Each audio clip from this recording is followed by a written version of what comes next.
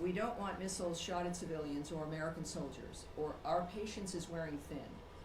Thank you for your attention to this matter.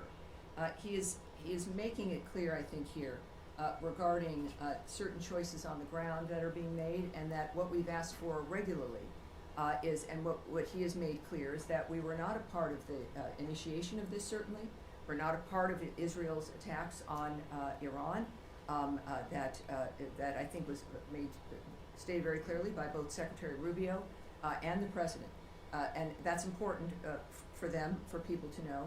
And in this case, of course, the President has made it clear that if Americans are hurt, or in this case, a missile shot at civilians or American soldiers, that there would be a repercussion. I think that would not be surprising. All right, we'll go back. More on. All right, Iran. We'll close with you, sir. Thanks so much. Can you tell us about the role of partner countries in mediation efforts with Iran, like Mohammed bin Salman of Saudi Arabia, Qatar, and UAE? President Trump recently concluded successful trip to the Middle East. What can you tell us about the role of these partner countries? It's clearly he went with a goal in mind. He makes deals. He's the best deal maker in the world. These partners in the Middle East that we have, they understand clearly our intentions and what our goals are. Thankfully, again, to the approach and the style of President Trump. I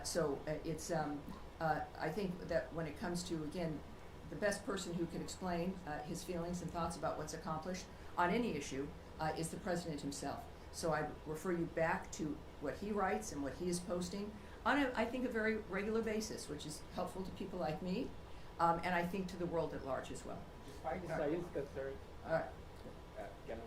despite Israel's concerns, President Trump is still trying to negotiate with Iran for a nuclear deal, showing that his priority is peace in the region. President Trump has once again recently offered to mediate on Kashmir, but the Modi government says that they don't need Trump's help. Does President Trump need Modi permission to bring peace in South Asia by resolving the Kashmir issue? Well, yes, this is every country, as President Trump has stated, is a right to define its own future.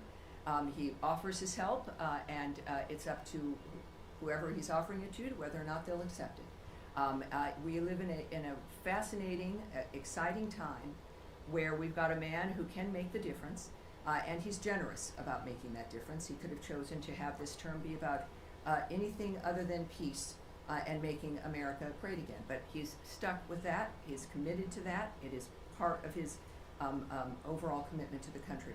So I would not speak to the nature of another country's decision making. That's up to them.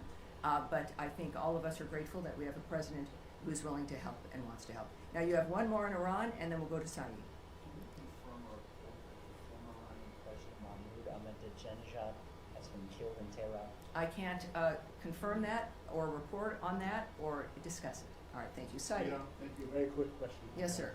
In the last 48 hours, or the last 3 days, dozens of Palestinians have been killed at the aid centers and so on. With everybody focused on Iran, this situation still garner some interest or attention from this building or from the United States of America. And are you urging the Israelis to hold off whatever amount of firepower they're firing at these aid centers? Well, we, of course, are always saddened to hear reports about any mass casualty situation or shootings. I don't know who isn't, no matter what the dynamic. The IDF has said a particular incident is under review, and that is helpful, and we'll see what their review comes up with. In the meantime, I think it is important also when it comes to the nature of the efforts to get aid and food to the Gazans. We now know, can report that the Gaza Humanitarian Foundation now is working at 4 distribution sites and has distributed nearly 26 million meals to date. So it is again a conversation about whether or not the State Department cares. Every day there's a demonstration, and when we think about the State Department, it's people. It's people who've committed their lives to a diplomatic life, to a life of foreign service, to a political life, to try to make the difference for the world. So we see that manifesting here, and as we also know with today's events and today's conversations, There's a reason why we need people like President Trump and the American commitment to peace abroad. All right? Yes, okay. Yeah, it's being reported in all the weekend that the Secretary actually the President, Yes. would expand the travel ban to 36 other countries. A lot of them, from what I understand, are on Africa. There's already 19 countries that are affected by the travel ban to a different extent. Can you share any details, elements you have on this plan? I can speak a little bit about it, not into the detail of what, about the decision-making or the process in that regard, but we are, of course, committed to protecting our nation's citizens by upholding the highest standards of national security and public safety through our visa process in particular, as laid out in President Trump's Executive Order 14161, protecting the United States from foreign terrorists and other national security and public safety threats. The visa adjudication process has got to ensure that U.S.-bound foreign travelers do not pose a threat to the national security and public safety of the United States.